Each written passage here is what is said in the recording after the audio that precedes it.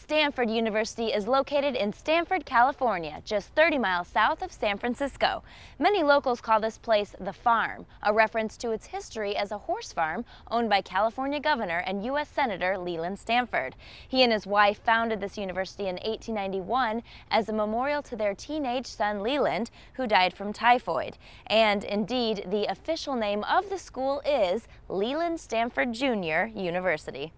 The Stanford's goal was to create a school the equal of Harvard, and by all accounts they succeeded. Graduates include astronauts, actors, athletes, Supreme Court justices, and presidents. The success of the Cardinal in athletics has been just as impressive. Each year, NCAA athletic directors award the NACDA Learfield Sports Directors Cup to the school with the most success in college athletics based on a school's finish in NCAA Championships. The award is 16 years old. The winner of the past 15 awards, Stanford. Which brings us finally to the subjects of today's story, Elaine Breeden and Julia Smit.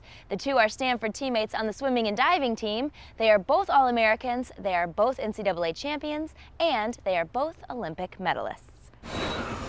I learned a lot from going to the Olympics, mostly just about how to deal with psychological, drama, I guess. There's just a lot of pressure and a lot of hype surrounding the meet. So just dealing with the expectations and being able to focus on what you need to do and just treating it like any other competition. One of the things I thought was the coolest thing was watching the men's 4x100 freestyle relay come from way behind and outtouch France and win a gold medal.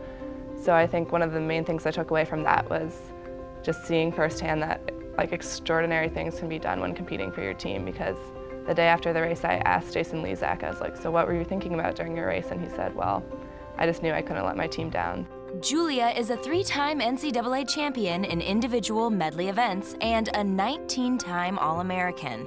Elaine is also a 19-time All-American and won the NCAA 200 Butterfly Championship as a freshman and then last year as a junior. Her experience as a sophomore provided a valuable lesson. My sophomore year was kind of disappointing. I got second place in the 200 fly. I was just barely outtouched. And, I actually think that more than anything helped me make the Olympic team a couple months later.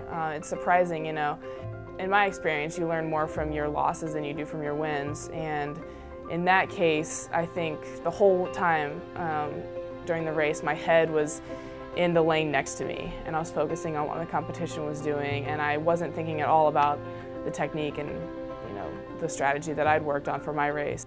Elaine has also been honored as an academic All-American, earning a 3.65 GPA in the study of classics. Her academic advisor finds a parallel between Elaine's work in the pool and her work in the classroom. First assignment was to read a book by a Cambridge art historian, very difficult. And that weekend, to quote the Stanford website, she shaved 3 seconds off her personal best, and I think 200 butterfly.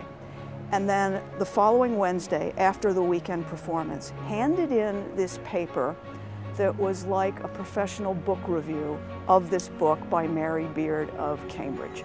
And I'm thinking, this paper, this work ethic in the pool is telling in the seminar. And she did the equivalent. She shaved 3 seconds off the best work that she had done before in my class. The co-captains have just one goal in mind for this season and know it will take much more than just 2 Olympians to win an NCAA swimming and diving team championship. I think everybody knows what we're fighting for, and having that common goal really pushes us in practice. It takes a lot more than just 1 or 2 big names on a team. It takes an entire roster full of people who are committed to the goal, and you have to have people scoring 16th and 12th and 7th at NCAAs. You can't just have 2 people winning their events. NC2As is definitely one of the hardest meets. It's 3 days and you end up swimming about 15 races with relays, prelims, and finals, so it's always really intense. Head coach Lee Maurer, herself a gold medalist at the 1992 Olympics, appreciates Elaine and Julia for much more than just their work in the water. They've been leaders from the get-go, from freshman year.